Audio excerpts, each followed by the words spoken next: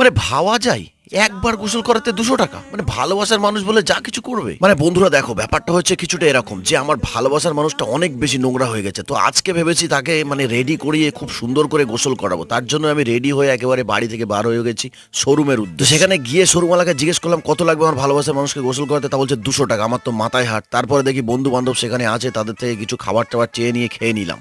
মানে দেবে না, জোর করে নিতেই হবে ভাই, না হলে খাবো কি? আমি এখানে অনেকক্ষণ থাকতে হবে। এখন গোসল করানো শেষ করে আমি আমার বাড়ির দিকে ফিরছিলাম। বাড়িতে এসে খাওয়া দাওয়া করে একটু রেস্ট নিয়ে বিকাল বেলাতে ভাই আমার গাছগুলোকে একটু খাওয়াতে হবে জল। তার জন্যই জল নিয়ে ছাদের ভেতরে চলে। আর এই দেখো কি অবস্থা, দেখো একবার। কিছুদিন জল না দেওয়াতে একদম সব শুকিয়ে গেছে। চলো আজকে এই দেখেছো কি অবস্থা, একটু করে জল দিচ্ছে আর হাতির মতো করে গিলে নিচ্ছে।